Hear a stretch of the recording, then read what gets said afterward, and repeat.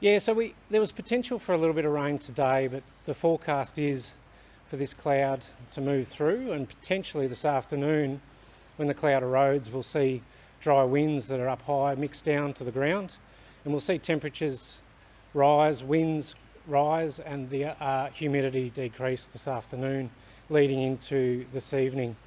We're going to monitor the wind change throughout the day, but we expect around sort of sunset tonight that there could be a westerly wind change that could impact the fire ground in Western Victoria.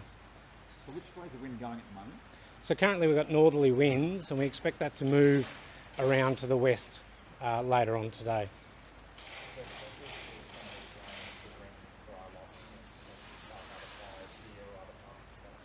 Yeah, so whilst we're experiencing a little bit of rainfall at the moment, there is a thunderstorm risk. Who's on the blower? So while we're experiencing the rainfall right now, yeah, there is a thunderstorm activity level of 2 that we've got, so dry thunderstorms could be likely as well. Is there a chance this rain's going to do some work to put it out? So currently the fire activity, we've got the fire completely contained. There's 157 kilometres of perimeter on this fire, and it's 22,000 hectares in size. We have a control line right the way around the fire, and last night our crews were able to complete important burning out operations in the northwest sector, in the Ben Nevis sector near Eversley and Elmhurst, and we're also able to complete burning out operations in the east near the Amphitheatre Road. So we were really concerned about those 2 pockets of the fire ground that had unburnt in it, and we were concerned about if fire was to spread today and spot out of the fire. But I can report that those operations, they met objectives overnight, and we're currently monitoring the perimeter of the fire, and we haven't seen any growth in the fire today. How many firefighters have you got on the ground today? Is it still around that 500? Yeah, it is. We've got approximately 500 firefighters out on the ground and in the incident management team managing this fire.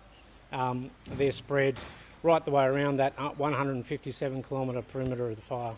And where are the warnings out for residents in that fire zone? We've had 2 watch and act messages over the fire for some days, and that was the not safe to return watch and act. They are still in position, and we've got some advice messages around the immediate perimeter of the fire for community. What we are preparing for is if there is any movement in this fire, if it breaches control lines, we'll be actively communicating to the community about that, and that will be a watch and act, or likely an emergency alert that fire may impact them shortly. So our previous messaging has been, is in your fire plan was to leave early, and that was last night.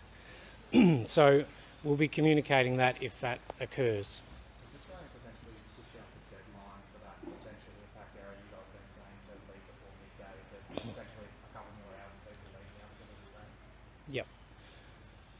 With the weather today, it really is an hour by hour proposition, so we're monitoring that closely. There will be the wind change, obviously the strong northerly and westerly winds, high temperatures and low humidity. So for every hour that this fire doesn't breach control lines, we're in a really good position, and our firefighters are currently actively with aircraft and on the ground blacking out that edge, monitoring that edge and making sure that fire stays within containment lines. Do you have any idea how many of those 30,000 people within that impact area have actually needed to burn and got out of there? Look, so 2 community meetings were at Avoca and Beaufort yesterday, and we had really positive feedback from community. They appreciated the timely advice, but I was also hearing from my Deputy Incident Controller who's on site that people were heeding that warning. So I just wanted to reach out to the community and say thank you for those that have heeded the warning. Stay up to date with the local information through the Vic Emergency app, your local emergency broadcaster, about the current situation, and we'll make sure that we're communicating to you what is happening on the fire ground. So it's contained at the moment and relatively under control, but when that westerly comes in, what towns will be affected with that wind change? So last night we were able to complete a control line around the fire, so it is contained. The status of the fire is still going given the weather. So our confidence is not that high in making sure that we won't have any breaches of containment today. So we're really up against significant fuel, weather and topography issues on the fire ground that may see a breach of that containment line today. Can you describe the firefighters' capability to respond if it does breach So what we're preparing for today is that we're really in a state of readiness. We've got some firefighters deployed closely to the fire ground. They're blacking out the edge and treating any hotspots that we're picking up through our aerial intelligence gathering platform. We've got aircraft actively working the edge of the fire and firebombing that edge. We've got we will always have a continual presence on the south and the east of the fire with a firebombing aircraft should the need arise that they need to actively suppress the fire.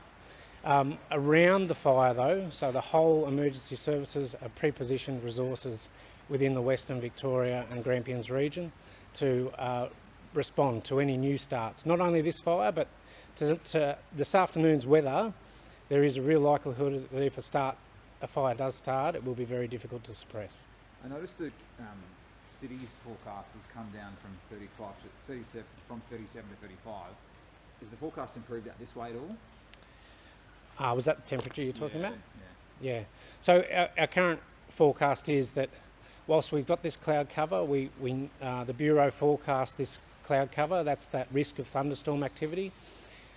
Any rainfall we get will be localised and will be minimal. What we're waiting for is that change. What we could experience is increased temperatures this afternoon, wind speed and a southwesterly change. What's your messaging to people who have decided to stay in the area where they've been advised to be? My messaging to the community regarding this fire is to just stay aware, maintain your situational awareness, keep up to date with your information, Vic Emergency app. The team here in the Incident Control Centre in Ballarat is updating that information regularly throughout the day. Listen to your emergency broadcaster and stay up to date. Do you have any updates on livestock losses or any damage to the farming property? I do. Do I have them offhand? In terms of the impact to property and stock, there has been some impact to stock. There has been some stock losses. I don't have those figures with me right now, but I can confirm there were some stock losses a number of days ago near the start of this fire late last week. And I can confirm there's been 5 houses destroyed and 1 severely impacted by this fire. Can you provide any updates on the emergency relief centres and how many people are using those centres? So currently today we've got 3 emergency relief centres open, one in Maryborough and Ararat and one in Ballarat. So 3 emergency relief centres are open. The details of those locations are on the Vic Emergency app with the messaging, so go to there for up-to-date information on those. We have seen previously people attend the other emergency relief centres at Maryborough and Ararat, and overnight, late last night, we opened the Ballarat Emergency Relief Centre and we had a number of individuals attend there. I understand there's a lot of resources that have been put into this particular fire. If any other fires flare up, say in Wimmera or elsewhere in the state, are you confident that there will be enough resources to battle those fires? So whilst we're responding to this current fire out of the Ballarat Incident Control Centre, I can confirm that the whole Western Victoria, we've got a number of incident control centres managed through our regions, through Barwon, South West, Grampians and the Loddon Mallee region, are in a heightened state of readiness. We've got resources coming in from all around Victoria. We've got New South Wales RFS pre-positioned in the region to respond for any new starts should that eventuate. Just one more question. Do you have any updates on like the Laney prison facility and the farming facility out that way as well? Yeah, well, I can confirm the Laney Kalkal prison has been evacuated and there are only a limited number of staff there, so we've managed that risk. Can you provide some updates on any road closures or messaging to the community ahead of this afternoon in terms of being on the roads? It's a bit of a hypothetical situation in terms of what could eventuate, but in terms of messaging, the Vic Traffic website has all the details regarding road closures.